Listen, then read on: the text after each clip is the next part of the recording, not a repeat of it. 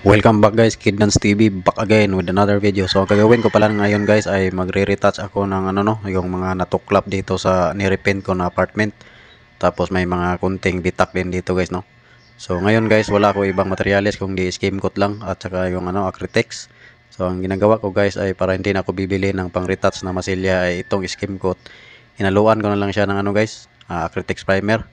Yan na lang ang i-retouch ko sa mga natuklap at saka bitak.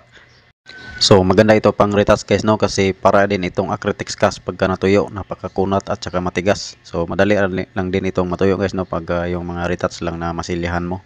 So maganda lang ito sa mga retouch guys no, kasi madali matuyo at saka napakatigas. Tapos kung buong pader yung mamasilyahan mo nito guys ay hindi siya kasi mahal yung Acrytex primer. Tapos problema din ito pagkaliha guys, kasi ang kunat at saka ang tigas talaga lihain. So kagandahan pag ganito guys, ang ginagamit pang retouch ay pwede siya sa kahoy o kaya plywood guys. Gaya ng minasilyahan ko na pinto ay plywood yan na natuklap yung ibang ply no. So yan yung minasilya ko guys, dahil okay naman siya guys kasi napakatigas naman yan no. So maganda rin siya sa plywood. So pagkatapos kung masilyahan yan guys ay lilihain, tapos Acrytex primer, tapos saka ko nakukulayan ng semi-gloss latex white, kasi semi-gloss latex white lang yung dyan guys, yung top coat ng pinto. Oh, iwan, tato balik. Kanang tato, iwan, balik balik. Yung gas, yung sampan. Ito lang mong gas. Iwan yung gas, pasti. Para makapatilok ko. Hoy! Overtime!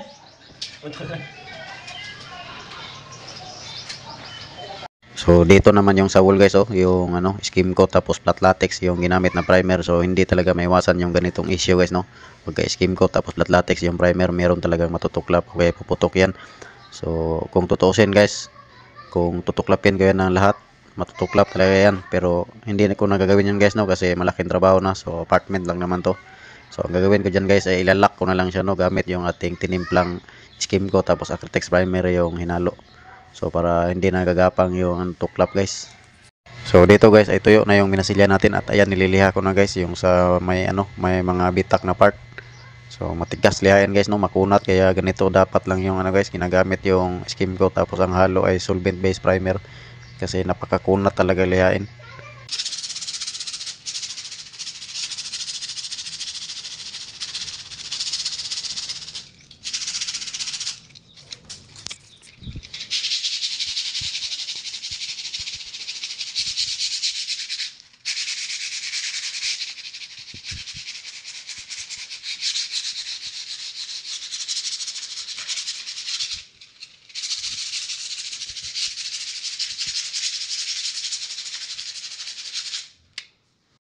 So ayan guys no, pagkatapos kong maliha yung mga minasilyahan ko ay ayan paprimeran ko siya ng Acrytex primer.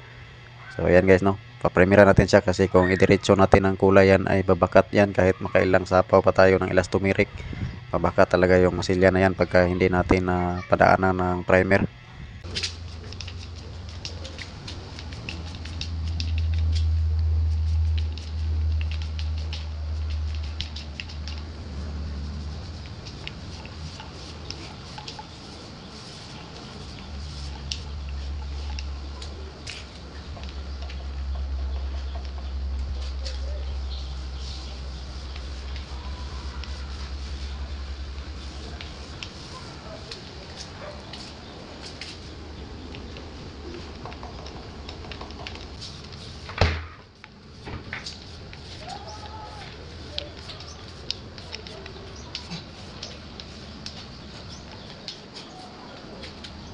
So pagkatapos ng primer guys, pagka natuyo ay nililiha ko siya ng number 120. Tapos ayan guys, ispatan ko yung mga naka-primer. So ang gamit namin dyan guys ay yung MCS Mega Acryl na semi-gloss latex. So creamy white lang yung kulay dyan guys no.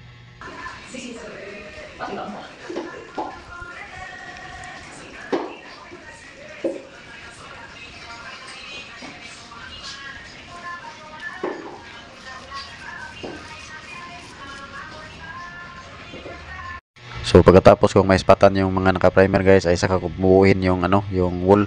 So yan guys, hindi na babakat yung mga nire-retouch natin diyan. Pero kakainan ng iwan ng mga mislot.